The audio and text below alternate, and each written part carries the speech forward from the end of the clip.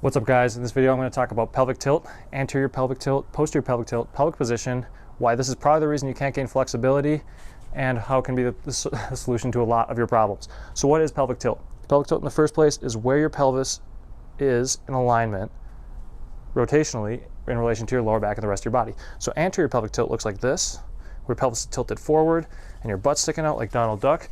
And posterior pelvic tilt is when your pelvis is tilted in this way, like when you contract your glutes and your hamstrings, and your low back is flat like that. Both are bad, both are going to put pressure on the low back. And what's really going on under the hood here, and why you can't gain flexibility, is because what's going on is the hip flexors in the front and the glutes and the hamstrings in the back are fighting each other for pelvic position. So if you are in anterior pelvic tilt really badly, your hip flexors are so freaking tight that the hamstrings can't lengthen, because if they do, you'll go further into anterior pelvic tilt, and they'll produce just a huge problem. And if you're way in posterior pelvic tilt, your hamstrings and glutes are so freaking tight that if your hip flexors loosen anymore, your back's gonna break. So these two muscle groups fight each other to keep the pelvis neutral and safe. And if one's really tight and you can't ever stretch it, it's probably the other side that you need to turn your attention to. And if you need to stretch these two or release them, I'm gonna show you right now. All right, here's two moves to actually stretch and release these muscles.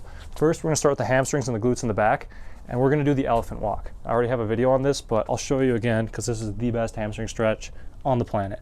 So to do this, you just put your fingers on the ground or use a surface if you're not flexible enough, and you just wanna floss back and forth and lean forward, just forcing that hamstring, and even the glutes are gonna get a little bit of stretch here too, into length submission, I call it.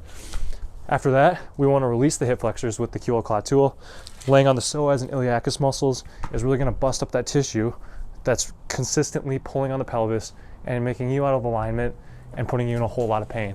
And once you break up the tissue, you can feel free to throw in a hip flexor stretch as the icing on top.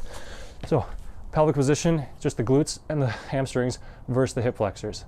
If you have a problem with one muscle group, try turning your attention to the other and see what happens. Thanks for watching.